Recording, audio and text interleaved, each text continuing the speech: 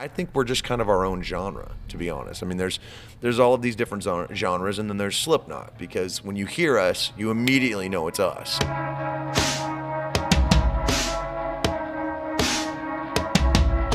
As far as labeling Slipknot a new metal thing, I think that really kind of came down to A, the timing when we came out, and B, the fact that we were still kind of using a lot of like hip hop elements and whatnot.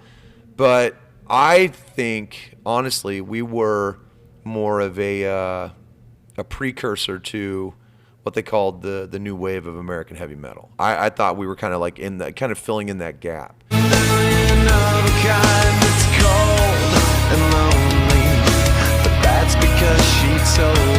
But look at the bands that have stood the test, you know? I mean, we're mentioned in the same breath as Korn, as Deftones, as, you know, all of these bands, White Zombie, Rob Zombie.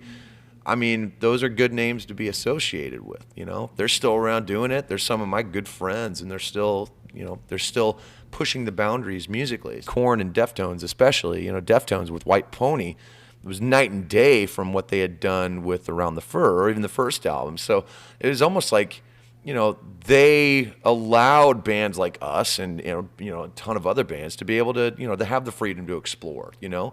I think that's how you continue to do it, and you explore the concept of longevity, is by not resting on your laurels. You know, music is about the future. It's not about what you did. It's about what you're going to do, you know. And for me, every time I've pushed the boundary, and I've hoped I've done that with every album, whether it was with this band or with Stone Sour or with all the guest spots that I've done, is I have tried to do something different, and I haven't repeated myself, you know, because then that's when you maybe plateau and you get stuck, you know.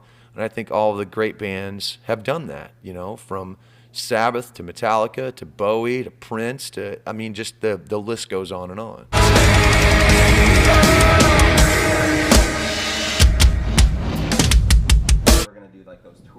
Does where they play an album front to back? No, we're talking about one show. We're talking about at least doing something.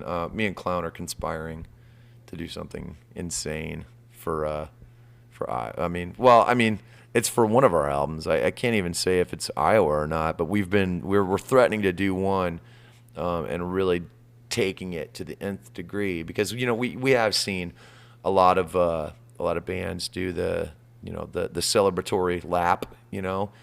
And you know, obviously we want to do it with one of the albums, but, you know, it's got to make sense for us, you know. So we'll see what happens. And the cool thing is that, you know, a lot of people are like, you know, we want to hear this and we want to hear that, you know, you never played this before, and then we dust it off, and then they're like, they just kind of stare at us like they don't lose it like we're losing it. It's like when we played Metabolic for the first time, like everyone was like, you've never played Metabolic live, you know? And then we played it live, and they just stared at us.